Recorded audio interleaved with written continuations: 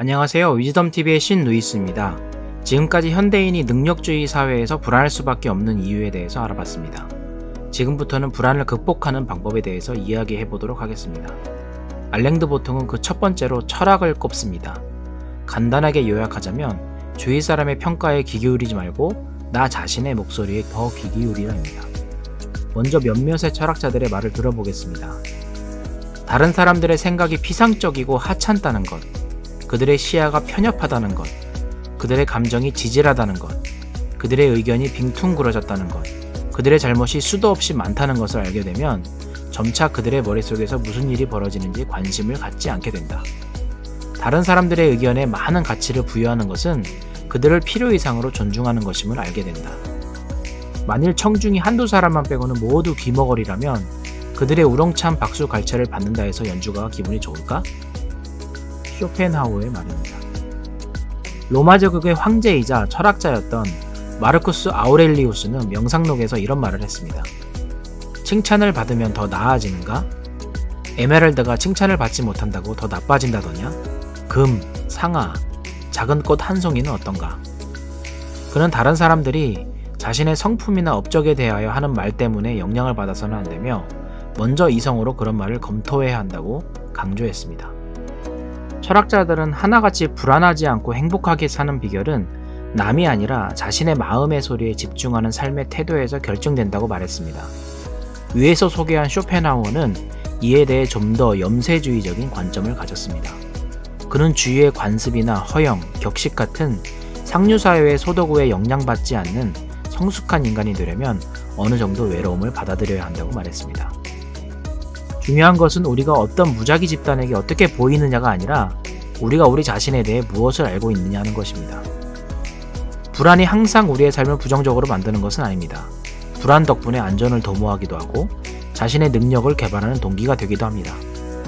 하지만 철학자들이 강조한 이성의 도움을 받지 못하면 필요 이상의 불안에 사로잡혀 남의 시선과 평가에 집착하는 삶을 살게 됩니다. 삶을 행복하지 않게 만드는 것은 결국 지속적으로 마음속에 일어나는 부정적인 감정들입니다. 이 감정들을 객관화하여 다룰 줄 알 만큼 성숙하다면 확실히 덜 불안한 삶을 살 수 있게 될 듯합니다. 분명 철학자들의 가르침은 유용하고 근본적인 해결점을 제시하지만 인간은 때로는 그렇게 강인한 존재가 아니죠. 불안한 감정을 이성으로 조절하여 중도에 이른다는 것은 말은 쉽지만 사실 굉장히 어려운 일입니다. 철학자들의 이야기들을 마음속에 새겨두고 알랭드 보통이 제시하는 다른 해결책을 보도록 하겠습니다. 높은 산에 올라가 사람들이 빼곡히 모여 살고 있는 도시 전경을 보면서 이런 생각해 본 적 다들 한 번씩 있으시지 않으신가요? 내가 뭐하러 이렇게 아동바동 살았을까? 여기서 보면 다 똑같은 것을. 왜 높은 곳에서 사람들의 삶을 보면 이런 생각이 들까요? 관점이 달라져서 그렇습니다. 높은 곳에 있다는 것은 일종의 초월의 경험이죠. 인간의 삶을 초월한 장소에서 인간들을 바라보면 치열하게 경쟁하고 아웅다웅하는 모습이 큰 의미가 없어 보이고 중요해 보이지 않습니다. 삶에서 종교는 이런 역할을 합니다. 인간은 누구나 다 죽는다는 사실을 알고 있습니다. 하지만 죽음을 염두하며 삶을 살지는 않죠.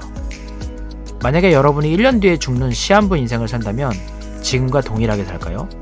그렇지 않을 겁니다. 그 시간 동안 가장 중요하고 의미 있는 일을 하려고 할 겁니다. 그때는 정말 주위 사람들의 말과 평가 따위에는 신경이 쓰이지 않을 겁니다. 조금 더 부자가 되려고 조금 더 존경받는 사회적 지위를 가지려고 아웅다웅하는 것을 멈추고 진짜 자신의 목소리에 귀 기울이게 될 겁니다. 종교는 우리가 죽는다는 사실을 대면하게 만듭니다. 그러면서 우리의 유한성, 욕망의 부질없음, 진짜 중요한 가치들을 대면하게 합니다. 세상에서 위대한 업적을 이룬 사람들, 큰 부를 이룬 사람들의 삶을 보면서 본받고 닮으려고 하시나요? 그들이 지금 세상에 존재하지 않는다는 것도 보셔야 합니다. 아무도 자신의 지위와 부를 가지고 세상을 떠나지 않았다는 것을 다시 생각해야 합니다.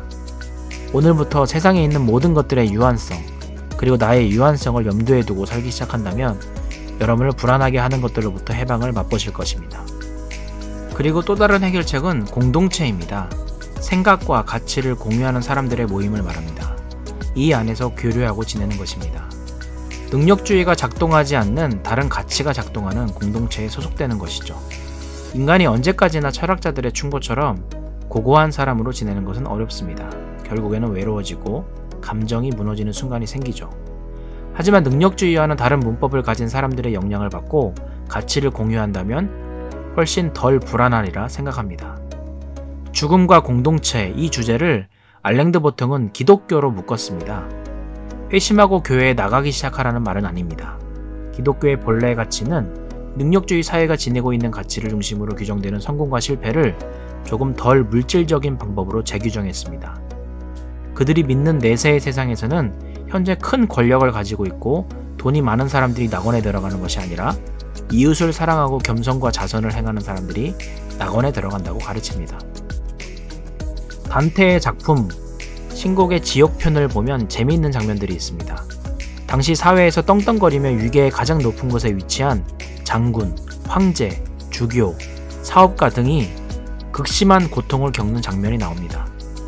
한때 권세를 누렸지만 삶에서 불충했던 자들이 이제 머리가 셋 달린 거대한 루시퍼에게 물어뜯기느라 비명을 지르는 소리를 듣습니다. 이러한 가치 전복적인 세계관은 성공과 실패의 기준에 영향을 미칩니다. 능력 일변도로 줄 세워놓는 사회에 가하는 일침이자 경고입니다. 오늘은 불안을 극복하기 위해서 철학자들처럼 이성을 활용하기, 그리고 죽음을 대면하며 살기, 종교 혹은 덜 물질주의적인 가치관을 가지고 살아가는 방법을 소개해드렸습니다. 현재 나의 능력 여부와는 상관없이 스스로를 존중할 줄 알고 또 나를 존중해주는 사람들과 관계하면서 사는 것이 불안을 극복하고 행복해지는 비결이 아닌가 생각합니다. 위즈덤TV는 행복해지는 지혜를 추구합니다. 주위 분위기에 주눅들지 마시고 당당하게 자기답게 사시길 바랍니다. 감사합니다. 다음 시간에 뵙겠습니다.